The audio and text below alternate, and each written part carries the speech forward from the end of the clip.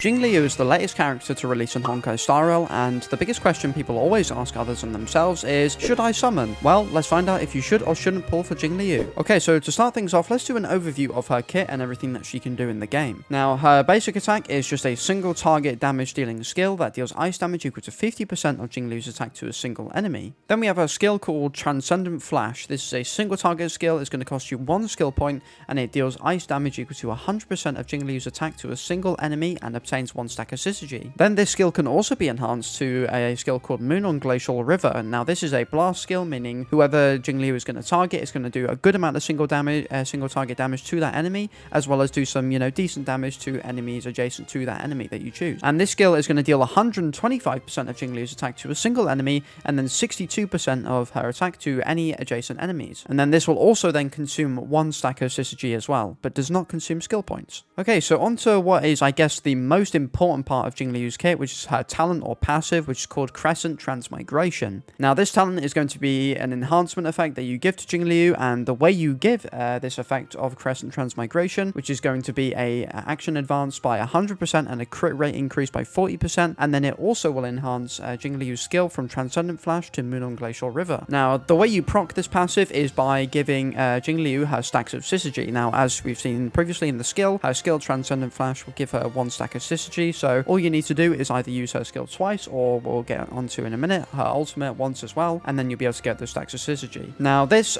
passive is actually pretty crazy, because once she's entered this state, she's going to do an incredible amount of damage thanks to her crit rate increases, and also her being able to act straight away as soon as this passive is procced. And not only that, whenever Jingliu is going to use her skill, she's going to consume up to 4% of your allies max HP, and then is going to increase her attack by 540% of the total HP that she has consumed from all allies, and it will end up capping out at 90% of her basic attack. And also when she's in Spectral Transmigration, she can also stack up to 3 stacks of syzygy as well, which as normal, she'd only be able to get 2. And when, all of her stacks of syzygy have, run out, have gone to 0 from using your skill up to 2 to 3 times, you will then exit the Spectral Transmigration state. Now, one thing that's also really great about this passive is, being able to stack up to 3 stacks of syzygy is it has great synergy with her ultimate, which is also a blast ultimate, which has an energy cost of 140, so, it's pretty costly, so, you might want to end up running, characters like Tingyun, or maybe energy regeneration rate, I'm not too sure, but, just keep that in mind. And this is going to deal ice damage equal to 180% of Jingliu's attack to a single enemy, and 90% of her attack to any adjacent enemies as well. Now, what's, great about this is also, the damage is fantastic, but the main thing is that she gains 1 stack of syzygy after this attack ends. Now, the reason why this is so great is that you can sort of, I guess, reliably keep your passive up as much as you possibly can just by spamming your ultimates. Which is why I think characters like Tingyun, as well as, just giving her a decent amount of energy regeneration is going to be really, really handy, just because then you can keep her, Spectral Transmigration state up as much as you possibly can. Then we have a technique which is called Shine of Truth. This is an impairing technique, and basically what it does, it just creates like a ring, like a dimension around Jingliu that will last for 20 seconds, and all enemies in this dimension will become frozen, and it will also break any destructible objects around you. And then after you enter combat with enemies, within this dimension, Jingliu will immediately regenerate 15 energy and obtain 1 stack of syzygy with a 100% base chance of freezing any enemy target for 1 turn. And then of course, while these enemy targets are frozen, they cannot take action, and then they receive ice damage, equal to 80% of Jingliu's attack at the start of every turn. And then just, like all of these other kind of dimension sort of field placement things, only one of these can exist at a time. So now on to the next section of this video, which is going to be, is she actually easy to build? Now, considering, she's just pretty much the same as any other DPS, I think she is actually relatively fine to build, especially if you have built some other characters in the past. I think she'll be very, very easy for,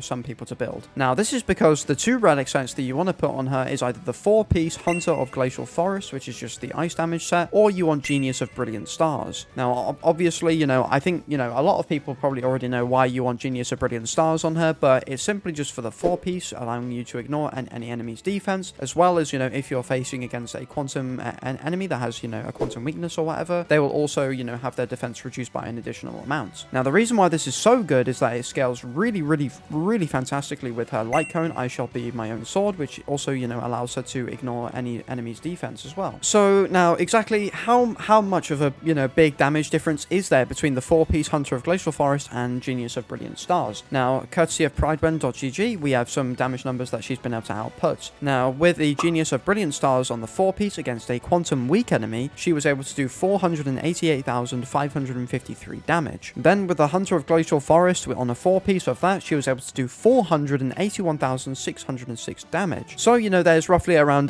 just under a 7,000, damage increase from, the Genius of Brilliant Stars in comparison to the Hunter of Glacial Forest. Now, obviously, the Genius of Brilliant Stars is, technically her optimal, gear set that you want to run on her. However, in my opinion, I think the Hunter of Glacial Forest is just going to be a lot better for most players, just in terms of peace of mind and you not having to think so much about, which enemies you're facing and who you want to bring Jingliu against. So overall, I think Jingliu is actually relatively easy to build. She has, a lot of good light cone options, especially, being like the 5-star Herta Shop light cone. It's a fantastic light cone for her. And also, just having, a decent, variety of different gear sets that she can put on her, to make her do a lot of damage as well. Now, to the next bit of the video, which is going to be how well does Jingliu actually perform? Now, obviously, we've gone over the damage numbers in terms of her, what gear sets and stuff that she's using, but how much damage does she do at different Eidolons, etc., and how does she compare to other, really, really powerful DPS characters? And from E6, on a single target scenario, she can do up to 887,772 damage at the cost of 5 skill points. Then, when Jingliu is against, in a 3-target scenario at E6 as well, she's going to do 1.2 million, almost 1.3 million damage, which is really insane. So now let's, I guess, compare her in terms of the damage against, a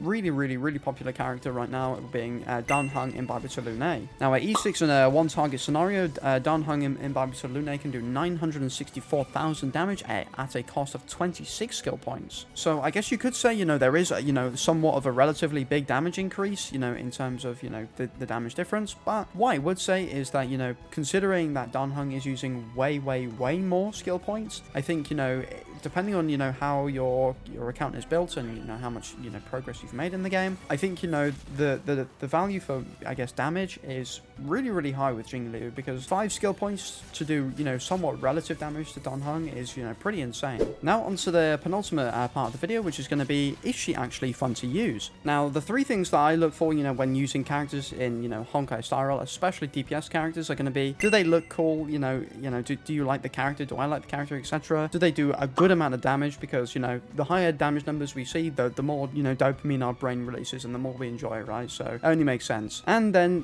third, and probably one of the most important ones is, are her animations pretty insane? And does she check all those boxes? Yes. So, yeah. Is she fun? Yes. 100% she's really, really fun. Animations are great. Her kit is amazingly fun to use. It's so unique. It's really, really cool.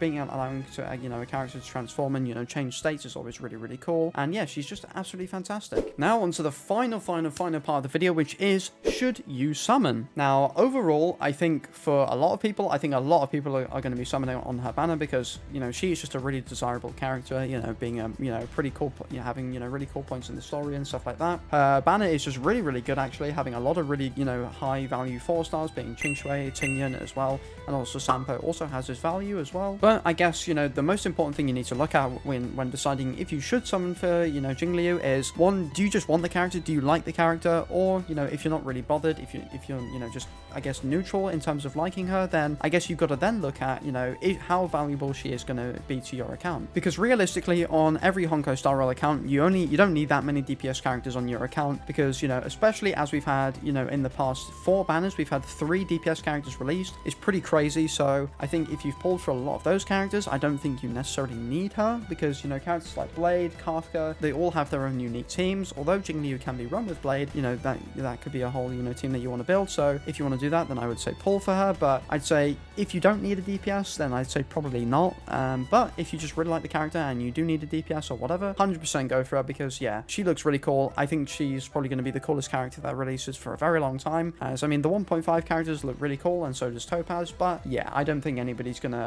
hold anything to Jingliu for a very, very long time. So there you have it. That is it for whether you should summon or, pull for Jingliu. Let me know in the comments down below whether you enjoyed it, whether it was helpful or not. And yeah, don't forget to like and subscribe, and I'll see you in the next video. Peace.